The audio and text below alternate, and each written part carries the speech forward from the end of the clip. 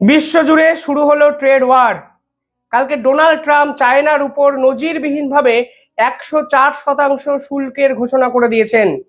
Basic tariff 10%, পরবর্তীতে এই চায়নার উপর আরো রেসিপ্রোকাল ট্যারিফ বাবদ 44% এবং এবার সরাসরি অ্যাডিশনাল ট্যারিফ হিসাবে 50%-এর ঘোষণা করে দিলেন ডোনাল্ড ট্রাম্প। ভেবেছিলেন প্রথমেই যখন রেসিপ্রোকাল ট্যারিফ ঘোষণা করা হয়েছে চায়নার জন্য, সেই 54% ট্যারিফের বিপক্ষে চায়না একটু নমনীয় ভাব দেখাবে, কিন্তু চায়না পাল্টা আমেরিকানদের উপরে বিভিন্ন ট্যারিফ ঘোষণা করতে শুরু করে দেয়। ব্যাস, এবার ডোনাল্ড ট্রাম্প ক্ষিপ্ত হয়ে যান এবং ক্ষিপ্ত হওয়ার পর আরো 50% অ্যাডিশনাল ট্যারিফ ঘোষণা করে দিয়েছে কালকে। কিন্তু এই ট্যারিফ ঘোষণার পিছনে আসল কারণটা কি? কালকে ইসরায়েলের প্রেসিডেন্টকে পাশে নিয়ে ডোনাল্ড ট্রাম্প একটি সাংবাদিক সম্মেলন করেন। সেখানে তিনি যে কথাগুলো বলেছেন, আসলে সেটি হলো এই ট্যারিফের পিছনে আসল কারণ। উনি কি বলেছেন? উনি বলেছেন, দিনের পর দিন চায়না আমাদের এই আমেরিকা থেকে বিপুল পরিমাণ টাকা উপার্জন করে নিয়ে যাচ্ছে। আপনারা জানেন আমাদের দেশের সাথে চায়নার যে সারপ্লাস ট্রেড ডেফিসিট, তা অনেকটা বেশি, প্রায় $600 বিলিয়ন কাছাকাছি। এই বিপুল পরিমাণের টাকা, এই টাকার চায়না কোথায় লাগাচ্ছে? আপনাদের বুঝতে হবে, এই টাকা চায়না ব্যয় করছে তাদের সামরিক শক্তি বৃদ্ধি করতে। Country has a big surplus with us, like China has a massive surplus that they take and they spend on their military. Well, we don't want that. I don't want them to take $500-600 billion a year and spend it on their military. I don't want them spending money on their military. অর্থাৎ এটাই হলো আসল কারণ। China military যেভাবে আন্তর্জাতিক স্তরে আমেরিকাকে টক্কর দেওয়ার চেষ্টা করছে, ঠিক সেই মিলিটারি মেরুদণ্ড এবার ভাঙতে চাইছেন ডোনাল্ড ট্রাম্প। শুধু চায়না নয়, ডোনাল্ড ট্রাম্পের এই কথাবার্তা শুনে এটা তো স্পষ্ট যে যেভাবে প্রভাবশালী দেশের সামরিক শক্তি বৃদ্ধি হচ্ছে, তাতে আমেরিকার উপর ডিপেন্ডেন্সি কিন্তু আস্তে আস্তে গোটা বিশ্বের কমতে শুরু করবে। আপনি রাশিয়ার সামরিক শক্তি দেখুন, আপনি ভারতবর্ষের সামরিক শক্তি দেখুন, আপনি চীনের সামরিক শক্তি দেখুন, দেখবেন ওই লিস্টটায় 4 থেকে 5টা যে দেশ আছে, তারা কিন্তু সম্পূর্ণভাবে এই মুহূর্তে আমেরিকার উপর ডিপেন্ডেন্ট নয়, যা আমেরিকা কিন্তু ভালোভাবে নিচ্ছে না।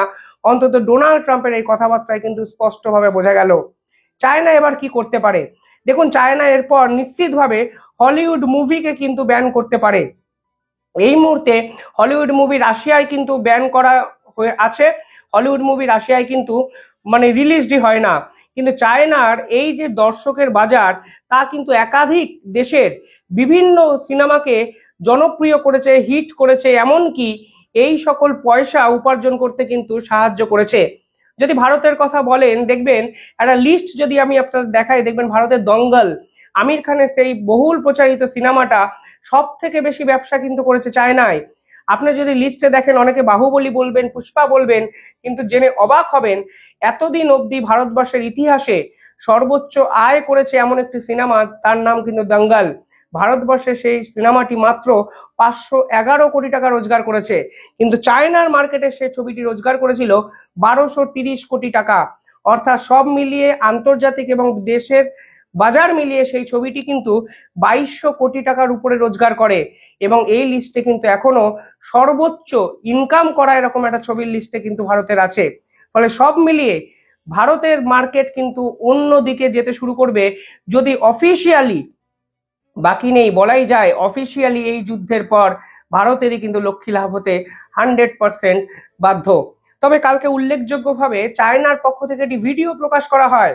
ভিডিও প্রকাশ করে আন্তর্জাতিক স্তরকে বুঝিয়ে দেওয়া হয়, আসলে আমেরিকার বদলে চায়না গ্লোবাল সেক্টরের লিডার হওয়ার জন্য তৈরি আছে।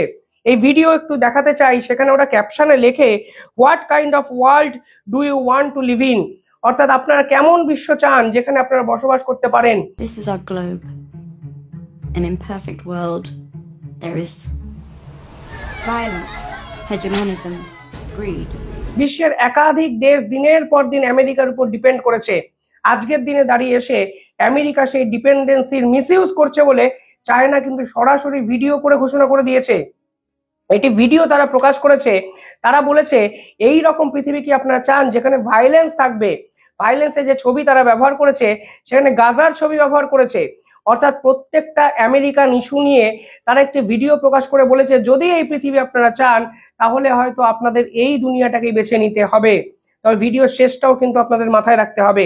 তারা বলেছে ভাইলেন্স, এখানে তারা গাজার কথা বলেছে, তারা হেজিমনিজমের কথা বলেছে, মাইগ্রেশনের, যেভাবে দিনের পর দিন আমেরিকা অনুপ্রবেশকারীদের দেশ বিদেশে পাঠিয়ে দিয়েছে সেই ছবি তারা এখানে তুলে ধরেছে।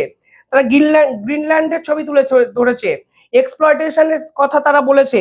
পরবর্তীকালে একাধিক ক্ষেত্রে তারা আমেরিকার বিভিন্ন ঘটনা নিয়ে এই ভিডিও প্রকাশ করে বলেছে যদি আমেরিকাকে আপনারা লিডার হিসেবে মেনে নিতে চান তাহলে এই রেজিম চেঞ্জ, এই ট্যারিফ, এই সার্ভেলেন্স এরকম একাধিক ঘটনাকে কিন্তু আপনাকে সহ্য করতে হবে। আর যদি চায়নাকে বেছে নেন তাহলে নো ওয়ার পৃথিবী আপনারা পাবেন, সিকিউরিটি ফর অল পাবেন, ইকুয়ালিটি পাবেন, জাস্টিস পাবেন। জাস্টিসের কিন্তু এখানে জাস্টিস ফর প্যালেস্তাইনের একটা পোস্টারও দেখানো হয়েছে, অর্থাৎ চায়নাতে ইসরায়েল প্যালেস্তাইন যুদ্ধ কিন্তু ম্যাসিভ একটা আকার ধারণ করেছে। কিন্তু তারা নিশ্চিতভাবে তাইওয়ানের কথা বলেনি, তারা ফিলিপিন্সের কথা বলবে না, এমনকি তারা ভারতের বর্ডারে যে হত্যা লীলা চালিয়েছিল সেই কথাও কিন্তু এই ভিডিওতে বলবে না। সব মিলিয়ে আমেরিকা এবং চায়না এক নতুন যুদ্ধতে অবতীর্ণ হলো, তা কিন্তু বলাই যায়। এবার এই পুরো যুদ্ধের মধ্যে অনেকেই প্রশ্ন করবেন ভারতের এতে কি লাভ, ভারতের কোন জায়গায় পার্টিসিপেট করা উচিত। এ বিষয়ে আমি আপনাদের 3 থেকে 4 মিনিটে পুরো বিস্তারিত বলার চেষ্টা করব। দেখুন, প্রথমত চায়নার উপরে যে 104% ট্যারিফ আমেরিকার পক্ষ থেকে লাগানো হয়েছে তাতে কোন কোন ইন্ডাস্ট্রি এফেক্টেড হবে আপনারা দেখুন।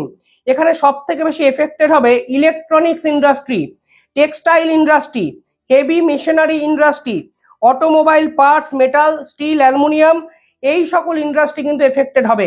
ডোনাল্ড ট্রাম্প বলেছেন চায়নাকে তিনি নাকি বকলমে সহ্যই করতে পারেন না, কারণ চায়না নাকি কারেন্সি ম্যানিপুলেশন করে, ইন্টেলেকচুয়াল প্রপার্টি চুরি করে, এমনকি দুই দেশের মধ্যে এই মুহূর্তে 300 বিলিয়ন ট্রেড ডেফিসিট আছে। চায়না প্রতিক্রিয়া দিয়ে বলেছেন এইভাবে ব্ল্যাকমেল করা আসলে ইকোনমিক্যাল টেরোরিজম, যে টেরোরিজমের ধার মানে টেরোরিজমের আশ্রয় নিচ্ছে আমেরিকার মতো একটা শক্তিশালী দেশ। এবার প্রশ্ন হলো এর ফলে এফেক্টটা কি হচ্ছে চায়নায়। দেখুন, স্টক মার্কেট বিপুল আকারে পড়ে গেছে, কমোডিটিসের যে প্রাইস, প্রয়োজনীয় উপাদানের প্রাইস কিন্তু বিপুল আকারে বাড়তে শুরু করে দিয়েছে, এমনকি মার্কেট থেকে কারেন্সি উধাও হয়ে যাচ্ছে। চায়নার কারেন্সির দাম কিন্তু রেকর্ড হারে কমতেও শুরু করে দিয়েছে। আমেরিকার কি সমস্যা হবে? আমেরিকার বিভিন্ন কোম্পানির ইম্পোর্ট কস্ট অনেকটা বাড়বে, কারণ তারা চায়নার থেকে কাঁচামাল সরবরাহ করে। পাশাপাশি একটা ম্যাসিভ সাপ্লাই চেন ভেঙে পড়তে পারে। আমেরিকা চায়না যদি একে অপরের সঙ্গে ব্যবসা বাণিজ্য না করে তাহলে বিশ্বের অন্য একটা দেশকে বিকল্প হিসাবে এগিয়ে আসতে হবে, নালে গ্লোবাল সাপ্লাই চেন কিন্তু ব্রেকডাউন হবে বলে বিশেষজ্ঞরা মনে করছেন। পাশাপাশি কনজিউমার প্রাইস বাড়বে, যা অলরেডি বাড়তে শুরু করে দিয়েছে, রিসেশন বাড়বে, মুদ্রাস্ফীতি, অর্থনৈতিক মন্দা, অনেক কিছু হতে পারে। আপনারা বোঝার চেষ্টা করুন 104% ট্যারিফের ভ্যালুটা কিন্তু অনেকটা। 1 লাখ টাকার একটা জিনিসের দাম 104% ট্যারিফ মানে কার্যত 1 কোটির কাছাকাছি হয়ে যাচ্ছে। মানে আমি ভাবতে পারছি না, এই হিসাব হয়তো হবেও না। এই যে নতুন দেশ এই পুরো ভ্যাকিউমটা তৈরি করেছে, যে তৈরিটা হয়েছে সেটাকে অ্যাকসেপ্ট করতে পারে, সেটাকে ফিল আপ করতে পারে, তার মধ্যে 1 নম্বরই হলো ভারতবর্ষ। বিশেষজ্ঞরা বলছেন দেখুন এই মুহূর্তে প্রভাবশালী দেশের লিস্ট আপনারা তৈরি করুন। একদিকে চীন, একদিকে রাশিয়া, একদিকে আমেরিকা। রাশিয়া এই পুরো বিষয়টায় কোনোভাবে খাপে খাপ হয় না, কারণ রাশিয়ার সঙ্গে সব দেশের এই মুহূর্তে সম্পর্ক নেই। রাশিয়ার সঙ্গে ইউরোপীয় ইউনিয়নের কিন্তু সম্পর্ক নেই। ইউরোপীয় ইউনিয়ন এখনো ইউক্রেনের উপর এই হত্যা লীলার জন্য, এই যুদ্ধের জন্য রাশিয়ার সঙ্গে কোনো বন্ধুত্ব করতে আগ্রহী প্রকাশ করেনি। এমনকি এর জন্য তারা ডোনাল্ড ট্রাম্পের সঙ্গেও যুদ্ধ ঘোষণা করে দিয়েছে বকলমে। ফলে ভারতই এমন একটা দেশ যারা কিন্তু এই মুহূর্তে চায়নার সঙ্গে ভালো সম্পর্ক রেখেছে, আমেরিকার সঙ্গে তাদের সম্পর্ক আছে, ইউরোপীয় ইউনিয়নের সঙ্গে ফ্রি ট্রেড এগ্রিমেন্ট হচ্ছে। অর্থাৎ সব মিলিয়ে ভারতবর্ষের কাছে হিউজ একটা অপরচুনিটি কিন্তু এই চায়না এবং আমেরিকার ট্রেড ওয়ার আমাদের সামনে খুলে দিল। কোন কোন সেক্টর লাভবান হবে দেখুন। এখানে টেক্সটাইল ইন্ডাস্ট্রি বিপুল হারে লাভবান হবে। অলরেডি বাংলাদেশের টেক্সটাইল যে ইন্ডাস্ট্রি তা শেষ হয়ে যাচ্ছে। 37% ট্যারিফ, সেখানে ভারতবর্ষে হাজার হাজার কোটি টাকার অর্ডার অলরেডি আসতে শুরু করে দিয়েছে এবং আমেরিকানরা ভারতকে বিশ্বাস করতে শুরু করেছে, কারণ এক্সচেঞ্জ অফ মানি এই প্রসেসিংটা অত্যন্ত সহজ। ক্রেডিটে ব্যবসা করে ভারতবর্ষ। পাশাপাশি ফার্মা ইন্ডাস্ট্রি, ভারতবর্ষের ফার্মা ইন্ডাস্ট্রি কিন্তু বুম হচ্ছে সময়ের অপেক্ষা। নিঃসন্দেহে বলা যায় ফার্মার উপরে কিন্তু ডোনাল্ড ট্রাম্প কোনো ট্যারিফও লাগাননি। ইলেকট্রনিক্স কমোডিটিস এর ব্যবসা কিন্তু ভারতবর্ষে অত্যন্ত বাড়তে চলেছে। কারণটা কি? কারণ ইলেকট্রনিক্স এর এই কমোডিটির উপর আমেরিকা মানে সম্পূর্ণভাবে ডিপেন্ডেন্ট ছিল চায়নার উপর। এখন ভারতবর্ষের কাছে হিউজ অপরচুনিটি আসবে ইলেকট্রনিক্স যে সেন্টারগুলো আছে সেগুলোকে রিভাইভ করার। Automobile components, automobile parts, automatic একাধিক এই সকল বিষয়গুলো কিন্তু চাহিদা অনেকটা বেড়ে যেতে পারে। পাশাপাশি লাইট মেশিনারি এবং আইটি সার্ভিসের বুম কিন্তু আমাদের ভারতবর্ষে আসতে চলেছে, যদি পার্টিকুলারলি এই ট্রেড ওয়ারটা ঠিক করে এনক্যাশ করা যায়। আর এর জন্যই হয়তো রাশিয়া অলরেডি ভারতবর্ষকে অফার দিয়েছে ফুল মার্কেটটাকে ইউটিলাইজ করার।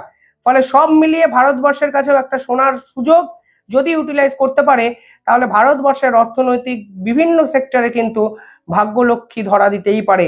আপনারা কিভাবে দেখছেন পুরো বিষয়টা কমেন্টে জানাবেন।